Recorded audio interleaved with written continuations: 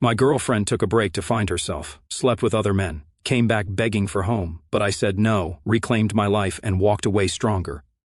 And what followed left her speechless, because that is exactly how my 5-year relationship with Elena started crumbling on a regular Wednesday night. There was nothing special about it, just me, her, and some leftovers from our favorite Thai place. But that is when she hit me with those ridiculous words, "I think we need a break." Now, I am not the kind of guy who panics easily. I have built my life with steady hands. I own my house, have a solid career in IT, and like to keep things simple. That is why her little announcement threw me off for like half a second. Then it clicked. Elena wanted space. Fine, I thought, let her have it. But she was not going to have it under my roof. I kept calm, though. I put my fork down, looked her dead in the eye, and said, "Okay, if you need a break, take it. But this is my house, so you will have to pack your things and figure out where you are staying." The way she blinked at me, you would think I had suggested she move to another planet. "Wait, seriously?" she asked. "Yes, seriously," I replied. What does she expect? For me to stick around while she found herself? If someone is unsure about you, why should you be the one to wait around for them to make up their mind? I was not interested in being anyone's safety net. To her credit, she did not argue much. Maybe she thought I would fight for her to stay or beg for an explanation, but I was not about to beg anyone to be in my life, not even Elena. By the end of the night, she packed a suitcase and called her sister to come pick her up. She stood at the door for a moment, looking like she wanted to say something, but I just opened the door and held it for her. That is the thing. If someone wants to leave, you let them. You do not hold on tighter and make them feel trapped. You let them go. Once the house was quiet, I sat in the living room staring at the half-eaten pad thai on the coffee table. It did not feel like some huge emotional scene. It was more like a shrug moment. I was not heartbroken or devastated. I was just annoyed. I had built this life where Elena had every opportunity to be happy, and instead of talking to me about whatever was bothering her, she decided to take the easy way out, a break. The next day, I packed up the few things she left behind. Some toiletries, a couple of her favorite hoodies she always stole from me, and her dog-eared copy of Pride and Prejudice. I put everything in a box and stuck it in the hallway closet. If she wanted her stuff back, she could ask for it. I was not going to chase her down with a care package. Life without Elena did not change much at first. I still got up at 6 a.m., went to the gym, and spent my days working on client projects. The house was quieter, but that was not necessarily a bad thing. I had more time to think, more time to focus on myself. It was not like I did not care about Elena. I just was not going to let her absence throw my entire life off balance. What did throw me off, though, was how easily she had walked away. I started replaying the past few months in my head, wondering if I had missed something. Were there signs she was unhappy? Were there moments I should have noticed her pulling away? I did not think so. Our relationship was not perfect, but it was not on life support either. We did not fight much, and when we did, it was over dumb stuff like what to order for dinner, or who left the toothpaste cap off. Normal couple things. Elena never mentioned feeling stuck before. She never gave me any real warning that she was thinking about taking a step back. She just decided, and that is what annoyed me the most. Relationships are supposed to be partnerships. You do not just decide unilaterally to hit pause. You talk. You figure it out together. But she did not give me that chance. She made her decision and expected me to sit around twiddling my thumbs until she was ready to come back. No thanks. Over the next few days, I started hearing from friends and family who had caught wind of what happened. My sister called me first. "She left just like that?" she asked, sounding more shocked than I felt. I gave her the short version of the story, and she was quick to reassure me that I had made the right call by not begging Elena to stay. "Do not let her walk all over you," she said. "If she does not know what she has, that is on her." Then there was Alex, my best friend and unofficial therapist. He swung by the house a couple of nights later to check on me. He was not one for pep talks, but he did point out the obvious. "You dodged a bullet, man. If she is this indecisive now, imagine how she would act in a real crisis." That stuck with me. If Elena could not handle the everyday ups and downs of a relationship, what would have happened when life got tough? What if we had been married? What if there were kids involved? It was better to find out now before things got any more complicated. By the end of the week, I felt like I had made peace with the whole situation. If Elena wanted her break, she could have it. I was not going to chase after her or waste my time wondering what she was up to. That is the thing about people who say they need space half of the time.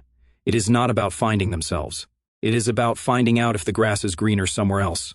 And if they think they can come back to you once they are done looking, they are dead wrong. I knew I deserved better than that, and I was not about to settle for someone who did not see my worth. So, I kept moving forward, confident that I had made the right choice, and honestly, it felt pretty damn good. It did not take long for people to start talking. When someone moves out, especially when you live in a close-knit neighborhood and share a lot of mutual friends, the whispers spread fast. I was not the type to go around announcing, "Hey, Elena wanted a break, so she is gone now." But apparently, she did not have the same level of discretion. At first, it was just small things. A friend of mine, Jordan, texted me about a week after Elena left. "Hey man, hope you are doing okay. I ran into Elena at the dock last night. She seemed different." Different? What was that supposed to mean? I did not reply right away because I did not feel like unpacking the subtlety. I did not ask Jordan for more details either. Let her be different. She was not my problem anymore. But then another friend, Lauren, called me a couple of days later. "I was not sure if I should tell you this," she started, which is always a great opening line when someone is about to spill something you probably do not want to hear. "I saw Elena out with some guy at the tavern last night. Looked kind of cozy, cozy. That word stuck with me, not because I cared what she was doing. I meant it when I said she could have her space, but because it confirmed something I already suspected. This break was not about self-discovery or whatever she claimed. It was about seeing what else was out there, and clearly she was not wasting any time. I thanked Lauren, told her I appreciated the heads up, and hung up. I was not mad. At least I did not think I was. I was not jealous either. If anything, I felt a little insulted. 5 years together, and the first thing she does after leaving is hit up some bar with another guy. It was not even about me wanting her back. It was about basic respect. The whispers did not stop there. Over the next week, more people started chiming in with their unsolicited updates. My neighbor Janice caught me outside while I was mowing the lawn. "Hey Noah," she said, leaning over the fence like she had a juicy piece of gossip to share. "I saw Elena out jogging with some guy yesterday morning. He is new, right? I have not seen him around before." I just shrugged. "Probably," I said. "Does not really matter to me." Janice gave me this look like she could not tell if I was genuinely unbothered or just pretending to be. But that was the truth. It did not matter. If Elena wanted to jog around with random guys or play the field, that was on her. I had better things to worry about, like keeping my lawn in check and focusing on my own life. The funny thing was, I was not even trying to find out what Elena was up to. People just kept telling me. It is like when someone tells you not to think about something, and suddenly it is all you can think about. I did not ask for these updates, but they kept landing in my lap anyway. The most telling sign, though, came from Elena herself, or rather her social media. I was not stalking her. Let us get that straight. But one night I opened Instagram to check something, and her profile popped up in my feed. You know how the algorithm works. It shows you what it thinks you want to see. Apparently, it thought I wanted to see Elena's stories. There she was, laughing in the background of someone else's photo, sitting across from a guy I did not recognize. He had that tree-hard look, fitted shirt, perfect stubble, the kind of guy who probably spends more time taking selfies than actually enjoying life. They were at some trendy restaurant downtown. One of those places Elena always wanted us to go but never bothered to actually plan. Seeing her there smiling like she did not have a care in the world made me shake my head. It was not that I felt hurt, I did not. But it was disappointing in a way I did not expect. After these years together, I would have thought she would take at least a little time to reflect or, I do not know, show some respect for what we had. Instead, she was out there acting like a single woman who had never been in a relationship. It was like I did not exist. I closed Instagram and did not look at her profile again after that. I did not need to. Whatever she was doing, she could keep doing it. I had no interest in being part of her audience. One thing that did bug me, though, was how she framed the situation to people. A mutual friend, Rachel, called me one evening. "So, Elena told me you two are taking a break," she said, her voice laced with skepticism, but she made it sound like it was a Fior idea. My idea? That made me laugh. "Rachel, I do not know what she told you, but let us be clear. Elena asked for the break, not me. I just told her she could not stick around here while she figured it out. She needed space, so I gave it to her." Rachel sighed. "Yeah, that is not how she is spinning it. She is acting like you pushed her out or something." That did not surprise me. Elena always had a way of twisting things to make herself look like the victim. I was not going to waste my energy correcting her narrative, though. If people wanted to believe her version of events, fine. The people who mattered knew the truth, and that was enough for me. The most ironic part of all this. The more I heard about Elena's escapades, the more confident I felt in my decision to let her go. She was not the person I thought she was, or maybe she was, and I just had not been paying attention. Either way, I did not feel like I had lost anything. If anything, I felt like I dodged a long-term headache. Every time someone told me about another guy she was spotted with, I just nodded and moved on. It became a joke between me and Alex. "Man, she is going through them like a buffet," he said one night. I laughed because it was not far from the truth. Elena was not finding herself. She was just trying to fill whatever void she felt with attention from random guys. And that was not my problem anymore. By the end of the second week, the whispers started to die down. Maybe people got tired of keeping me updated, or maybe Elena's antics were not as interesting anymore. Either way, I felt a sense of relief. I did not need to hear about her life. I was too busy living mine. Here is the thing. When someone shows you who they are, believe them. Elena showed me she was not serious about us. She wanted to see what else was out there, and I was not about to stop her, but I was not going to wait around for her either. I had my house, my life, and my dignity, and that was worth more than any relationship with someone who did not know what they wanted. 3 weeks after Elena left, I got a text from her out of nowhere. Just 4 words. "Can we meet up?" "No, how are you?" Just straight to the point. Honestly, I laughed when I saw it. After everything, and now she wanted to talk. I was not about to jump at the chance to sit down and rehash whatever nonsense was going on in her head. But I am not one to leave things unresolved either. So I replied, "When and where?" She suggested the park we used to go to all the time, this little spot downtown where we would sit for hours, pretending life was not as hectic as it was. I agreed, mostly because I wanted to see what excuse she would try to pull out of her hat this time. Part of me already knew this was not going to be an apology. It would be some half-baked attempt to justify herself. The day of the meeting, I showed up 10 minutes early, not because I was eager, but because I did not want to give her the satisfaction of arriving first and feeling like she had the upper hand. I grabbed my coffee on the way and sat at a bench near the big fountain, sipping slowly as I waited. When she arrived, I noticed 2 things. First, she looked like she had been overthinking everything. Hair tied up, no makeup, wearing that oversized sweater she always reached for when she felt guilty about something. Second, she looked smaller somehow, not physically, but in a way that made it clear she was not as confident as she had been when she walked out of my house 3 weeks ago.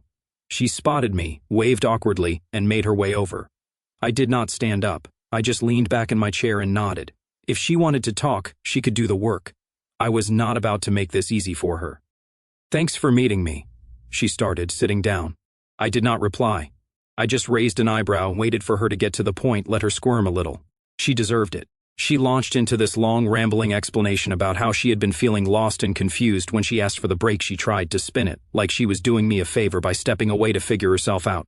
"I did not want to drag you down while I was sorting through my feelings," she said, avoiding eye contact. That one made me chuckle. Dragging me down? I was not the one who needed sorting out. My life was stable. She was the one who could not figure out what she wanted. And somehow she had managed to convince herself that leaving was a selfless act. "I just needed time," she continued, "to see if I could be the best version of myself for us." For a Dawes, like she had been doing all this soul-searching for no lice and benefit, I almost rolled my eyes. When she finally stopped talking, I said, keeping my tone neutral, "How did that time work out for you?" That threw her off. She blinked a few times, clearly not expecting me to be so blunt. "It has been enlightening," she said hesitantly. "I realized that I was taking you for granted, that I was not appreciating everything you bring to the relationship." I did not say anything, just nodded for her to continue. I was not about to help her dig herself out of this hole. "And, she added, her voice getting quieter, "I made some mistakes during the break." Mistakes. That was the word she chose. Not choices or decisions, but mistakes. Like everything that happened was some kind of accident. "I heard about your mistakes," I said calmly, not letting any emotion show. "People talk, Elena. I know about the bar, the restaurant, the jogging partner." Her face turned red and she started stammering. "I did not mean for it to happen like that. I thought I needed to see if I was missing something." I shook my head. "You were not missing anything. You had everything you needed and you threw it away to see if you could find someone better. That is on you." She looked like she wanted to cry, but I did not care. I was not going to comfort her. She was the one who chose to walk out, and now she had to deal with the consequences. "I realize now how much I care about you," she said, her voice shaky. "I want us to work things out. I want to come home." There it was, the big reveal. She wanted to come back, but not because she had suddenly realized my worth, because the fantasy she had been chasing did not live up to her expectations. Maybe the guys she was seeing did not treat her the way I did. Maybe they were not as patient or as stable. Whatever the reason, it did not matter. She was not asking to come back because she loved me. She was asking because I was her safe bet. "Oh," I said simply, leaning back in my chair. She blinked, clearly not expecting that response. "No, that is right," I said. "You wanted a break, and you got it. But you do not get to walk back into my life just because things did not go the way you thought they would." She tried to argue, to plead her case, but I was not interested. I stood up. "Take care of yourself, Elena," I said before leaving. I did not look back. I did not wait to see if she would follow me or call after me. As far as I was concerned, that chapter was closed. She had made her choices, and now she had to live with them. If there is one thing I have learned from this, it is that you cannot let someone treat you like an option. If they do not know your worth, you do not need to stick around waiting for them to figure it out. You move on, and you do not look back. And that is exactly what I plan to do. After that park meeting with Elena, I felt like a weight had been lifted. It was not just about turning her down or walking away.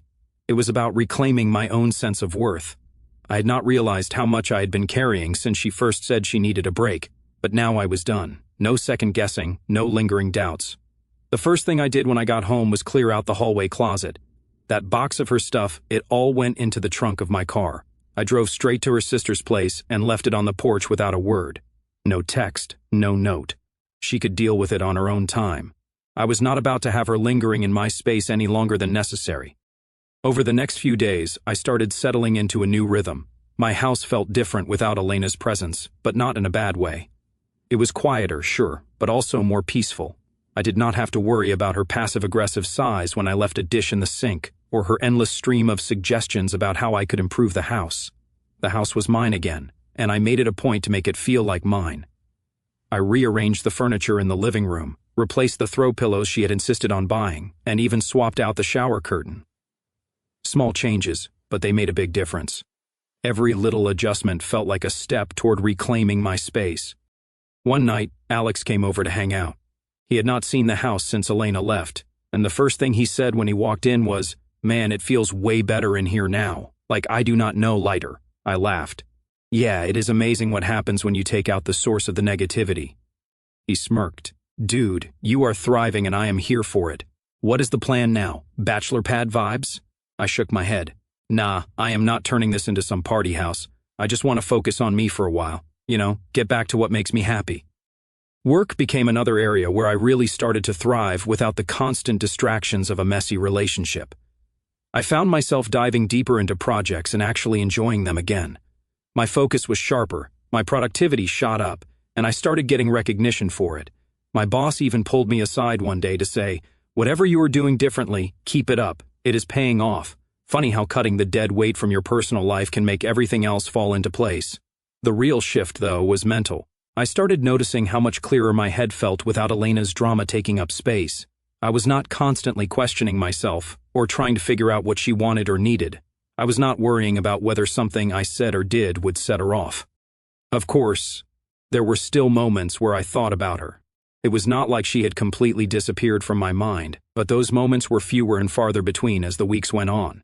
When I did think about her, it was not with anger or sadness. It was more like indifference. That indifference became even more solidified when mutual friends brought her up in conversation.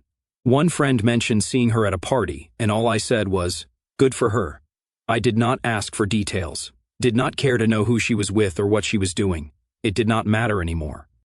By the time a month had passed since our last meeting, I felt like a completely different person.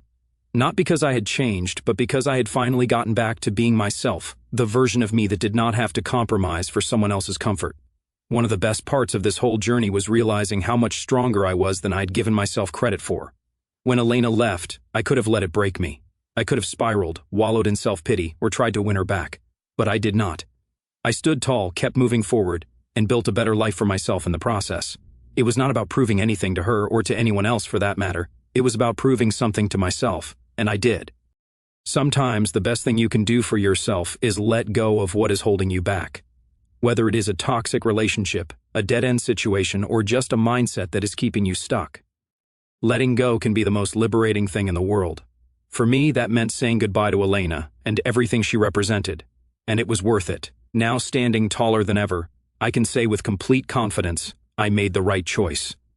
It had been about 6 weeks since Elena and I had any kind of contact.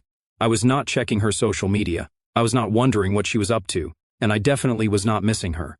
To me, that chapter was closed. So, when I got a text from a random number saying, "Hey, this is Ryan, can we talk? It is about Elena," I almost did not respond. Ryan? Who the hell was Ryan? I was not interested in any drama, and the idea of getting sucked into Elena's orbit again made me shake my head. But curiosity got the better of me. I texted back a simple, "What do you want?" His response came quickly. "It is better if we talk in person. Can we meet?" I had no idea what this guy wanted, but something about the message felt off. If it were Elena reaching out, I would not have given her the time of day. But this was different. Against my better judgment, I agreed to meet him at a cafe downtown the next day. Worst case, I figured I would waste 30 minutes of my life. Best case, I would get some clarity on why this guy thought it was necessary to talk to me. The next afternoon, I walked into the cafe and spotted him right away. He was sitting at a corner table, fidgeting with his cup. Early 30s, clean cut, one of those guys who probably spends half his life on LinkedIn. I sat down across from him, not bothering with any small talk. "You Ryan?" I asked, and he nodded, looking more nervous than I expected. "Yeah, thanks for meeting me," he said, shifting in his seat. "I was not sure if I should reach out, but I felt like you deserve to know the truth." "The truth?" I leaned back in my chair and crossed my arms. "All right then, what is the truth?" Ryan took a deep breath like he was gearing up to confess something big. "So, I have been seeing Elena," he started, his eyes glued to the table, or I was. Anyway. I raised an eyebrow but did not say anything. No surprise there. I already knew Elena had been jumping from guy to guy since she left. The difference was I had not cared enough to put faces or names to any of them.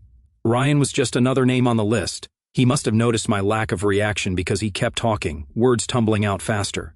Now, the thing is, when we started seeing each other, she told me you two were done. Like completely done. She said the break was just a formality and that you were emotionally checked out. I almost laughed at that.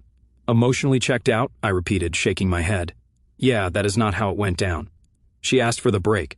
I told her to pack her bags. End of story." Ryan looked genuinely uncomfortable, which frankly I found satisfying. He was starting to realize he had been played. "She made it sound like you were the one who did not care," he admitted, like she had no choice but to move on.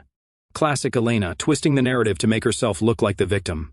It did not surprise me, but it did confirm one thing: she had not changed. Not even a little. "So why are you telling me this now?" I asked, leaning forward slightly. "What is the point?" Ryan sighed, running a hand through his hair. "Because I started noticing things, little things that did not add up. She would mention you in passing, like you were still in the picture somehow. She would tell stories about your house, about things you used to do together, and it did not make sense if she was really over you." I did not say anything, letting him keep digging his own hole. The longer he talked, the more apparent it became that he had been strung along just like I had, except I had woken up to it a lot sooner. "She was not honest with either of us," he continued. "She made me think you were the bad guy, but now I see it. She was keeping her options open, playing both sides, and when things between us started falling apart, she started talking about wanting to go back to you." There it was. The real reason he wanted to meet. Ryan was not here to clear his conscience. He was here because he had been burned, and he did not want to go down alone. "Let me get this straight," I said, my voice calm but firm. "She told you we were done, made you think I did not care, and then tried to use me as a backup plan when things with you did not work out?" He nodded, looking sheepish. "Pretty much." I leaned back in my chair and let out a low chuckle. "Sounds like you have had a rough time, man. But here's the thing. I already knew she was like this. That is why she is not in my life anymore." Ryan looked surprised, like he expected me to blow up or feel betrayed. But why would I? Elena had shown me exactly who she was. I did not need Ryan to validate what I already knew. For a moment, we sat there in silence. Ryan fidgeted with his cup again, clearly unsure of what to say next. Finally, he looked up at me and said, "I just thought you should know. I did not want you to think you were crazy or anything." "Crazy?" I repeated with a smirk. "I am not the one who got played. I saw through her the moment she asked for that break. You, on the other hand," I let the sentence hang, letting him feel the weight of his own choices. To his credit, Ryan did not try to defend himself. He just nodded like he knew he had screwed up by getting involved with her in the first place. When we finally stood up to leave, Ryan hesitated for a moment before extending his hand. I considered ignoring it, but decided to shake it anyway. No point in holding a grudge against someone who was just as much a victim of Elena's games as I had been. "Good luck," he said, his voice quiet. "I hope you find someone who deserves you." "You too," I replied, though I was not sure he had learned his lesson yet.